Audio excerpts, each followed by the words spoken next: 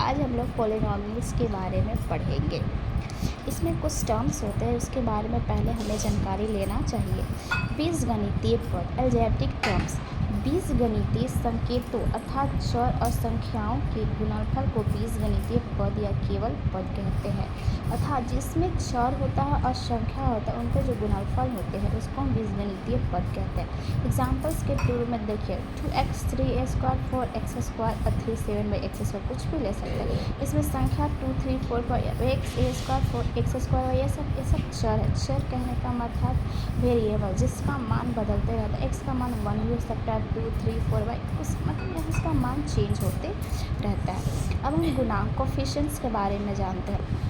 किसी पद में गुणा करने वाली जो संख्या होती है उस पद का अंक गुणांक कहते हैं। अर्थात कोई भी टर्म्स होता है, मान लीजिए टर्म्स है, उसमें जो है गुणा करने वाली जो संख्या 4 हुई, इसमें संख्या इसमें 5 हुई, इसमें -3, ये सब जो है अंक गुणांक है, कोफिशिएंट है। अगर हम बोला जाए कि 4x² y में y का कोफिशिएंट्स क्या होगा, तो 4x² हो जाएगा। अर्थात जिसका कोफिशिएंट पूछेगा जो उसके साथ गुणा में होगा वो इसका कोफिशिएंट हो जाएगा। अब हम करते हैं पद का घात, डिग्री ऑफ द टर्म।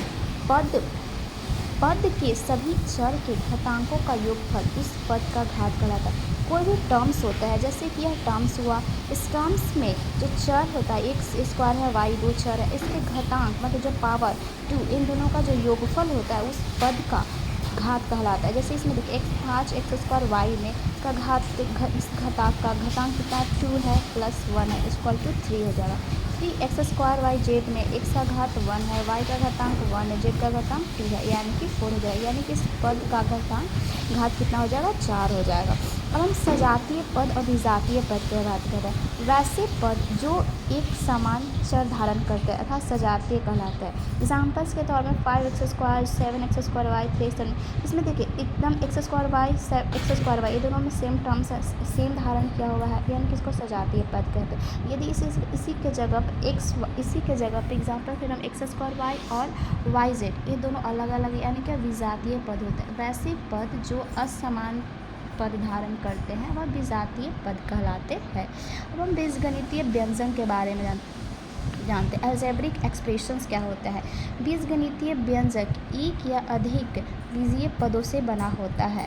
मतलब अलजेब्रिक एक्सप्रेशंस जो होते हैं उसमें बहुत सारे टर्म्स होते हैं, एक भी टर्म्स हो सकते हैं, 2 3 4 मतलब बहुत सारे टर्म्स होते हैं। एग्जाम्पल के तौर पर 2x है, 2x² plus 2x² y plus, इसमें 2 टर्म्स है, इसमें 2 है, इसमें 1 है, लेकिन बहुत सारे पद हो सकते हैं। बहुपद, अब हम पॉलिनॉमियल्स के बारे में जानते हैं।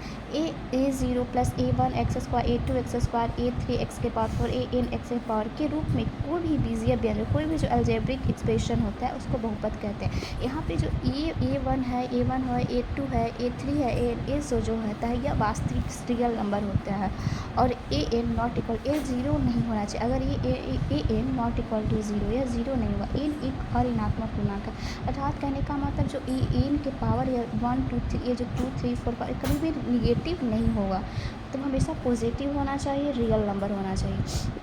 अब देखो a1 a0 a1 a2 an को बहुपद का गुणांक कहते हैं। यह कोफिशिएंट भी हो सकता है क्योंकि यह x देखिए चर है उसके गुना में होगा, तो यह यानी कि x का कोफिशिएंट क्या है, a1 है, x² का कोफिशिएंट क्या है, a2 है। अब हम और x के उच्चतम मान को x को बहुपद बोलते हैं कि हम बहुपद का घात यानी कि डिग्री ऑफ पॉलिनॉमियल्स किसको बोलेंगे। कोई भी बहुपद है उसमें जो बड़ा घात होता है, डैट मीन्स ये देखिए x² और x³ 7x + 9 में सबसे बड़ा घात कौन है, यह। इसी का जो पावर होगा वही बहुपद का घात कहलाता है। समझ गए। अब हम आगे बढ़ते हैं। और बहुपद का मानक रूप किसको कहते हैं, स्टैंडर्ड फॉर्म ऑफ पॉलिनॉमियल का स्टैंडर्ड रूप क्या होगा, वरना किस रूप में हमेशा देखने को आपको अधिकतर मिलेगा। जब किसी चर x में दिया हुआ बहुपद x के घातों को आरोही क्रम में अथवा x के घातों को अवरोही क्रम में हो तो कहा जाता है कि बहुपद मानक रूप से स्टैंडर्ड फॉर्म होता है। अर्थात कहने का मतलब जब कोई जो चर होता है वह एक क्रम में होता है, डैट मीन्स वह आरोही क्रम या अवरोही क्रम में हो। ऐसे इसमें देखिए 2x² हम कोई पॉलिनॉमियल पीक्स पॉलिनॉमियल के रूप में दर्शाते हैं, कोई भी ले लेते हैं 2x + x 7x³ + x⁴ square minus 7। अब इसको हम क्रम में दर्शा देते हैं। अब इसको हम क्या करा रहे हैं, अवरोही क्रम में दर्शाते हैं। एक्स के पावर 4 है plus 7 x cube plus x square, देखिए 4 3 2 1, एक घटते क्रम में है, यानी कि एक क्रम में दर्शाएंगे। अब इसको हम उल्टा फॉर्म में भी लिख सकते हैं, यहाँ 0 है, कोई पावर नहीं है, फिर 1 है, 2 है, 3 4। अब बढ़ते क्रम में लिखें, यानी कि इस स्टैंडर्ड एक क्रम से हम दर्शाते हैं, उसको हम स्टैंडर्ड फॉर्म ऑफ पॉलिनोमियल कहते हैं। अब बहुपदों का वर्गीकरण, क्लासिफिकेशन ऑफ पॉलिनोमियल के बारे में जानते हैं। बहुपदों का वर्गीकरण के बारे में, बहुपदों को वर्गीकरण पदों के अकॉर्डिंग, यानी कि हम टर्म्स के अकॉर्डिंग अगर कहें कि कितने टर्म्स है उसके अकॉर्डिंग बहुपदों को तीन पार्ट में डिवाइड करते हैं। और रैखिक अगर उसको पद के अगर घात के अकॉर्डिंग कहा जाए तो 3 पार्ट, एक रैखिक बहुपद, द्विघात बहुपद, त्रिघात बहुपद। अब देखिए एक पदी बहुपद, एक पद में जिस बहुपद में केवल एक ही टर्म्स हो, डेट में एग्जाम्पल है 2x एक टर्म है, 4/2x स्क्वायर, ये भी एक पावर कितना भी हो लेकिन एक ही टर्म है ना, एक ही को दिया हुआ है, यानी कि एक पद हुआ। द्विपदी बहुपद किसको कहते हैं, जिसमें 2 पद होते हैं, डेट में देखिए 2x + 1 या 2 टर्म्स हुआ है, 2x³ + 5x या 2 टर्म्स हुआ। और उसी प्रकार हम त्रिघाती पद जिसमें 3 पद होते हैं, जैसे x² + 4 2x + 1 x³ + 7 + 9, ये 3 पद हुआ। अब हम रहे शून्य बहुपद, जिसमें बहुपद में सभी गुणांक शून्य हो, उसे शून्य बहुपद कहते हैं। जितने भी गुणांक होते हैं, कोफिशिएंट होते हैं, वह शून्य, जैसे 0x² 0x + 0 कितना भी, अब x के पावर कितना भी ले सकते हैं, यानी कि अप्रभाषित, इसका घात जो है अप्रभाषित होता है। कहने का हम x के पावर 1000 भी ले सकते हैं, 2000 भी ले सकते हैं, कितना भी ले, इसका घात को हम परिभाषित नहीं कर सकते हैं।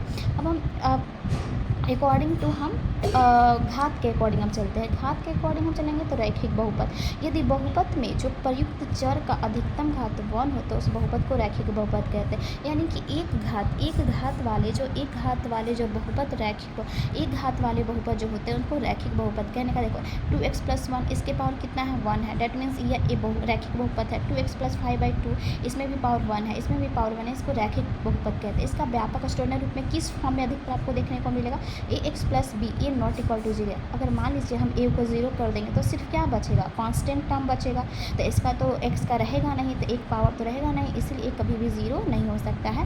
a और b हमेशा रियल नंबर होता है। द्विघात बहुपद मतलब जिनके दो घात वाले बहुपद को हम क्या कहते हैं, द्विघात बहुपद कहते हैं, जिसमें 2 घात होते हैं। 2 घात वाले बहुपद को जिसमें जैसे 2x, इसका पावर 2 है, इसका पावर 2 है, इसके पावर 2 है, इसके पावर, देखिए 2 घात बहुपद है, यानी कि जिसमें अधिकतम पावर कितना होना चाहिए, 2 होना चाहिए, तो उसको हम क्या कहेंगे, द्विघात बहुपद कहते हैं। व्यापक रूप का क्या, x² + bx + c, a b c real number होता है और a ≠ अगर यह 0 हो जाएगा तो कैसा बहुपद हो जाएगा, रैखिक बहुपद हो जाएगा।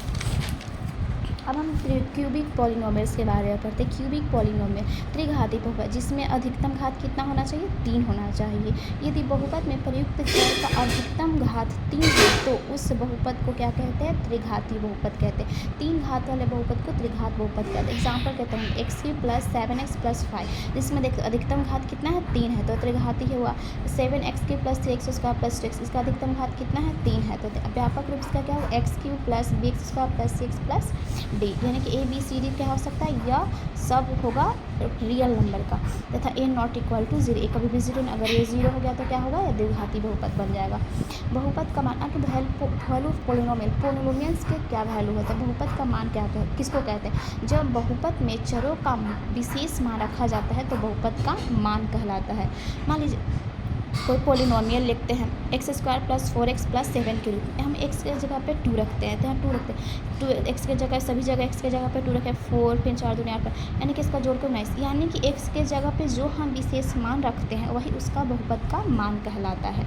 अब हम पढ़ते हैं बहुपद के शून्यक, जीरो ऑफ पॉलिनोमियल्स क्या कहते हैं।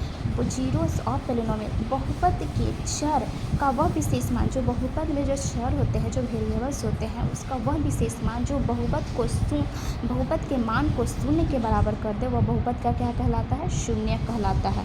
अच्छा, जो कोई पॉलिनोमियल x² - 7x + 12 लेते हैं, अब इसके जगह पे हम 4 रखते हैं, x की जगह पर 4, 16 7 × 28 + 12, यानी कि 28 से 0 कट गया, यानी कि इसका वैल्यू कितना हो गया, 4 हो गया। यानी कि जब हम x का मान 4 रखेंगे तो इसका वैल्यू पॉलिनोमियल का वैल्यू शून्य हो जाएगा, यानी कि x = 4 बहुपद का क्या होगा, शून्य हो जाएगा। आज तक बस यहीं पढ़ते रहिए, आगे बढ़ते रहिए।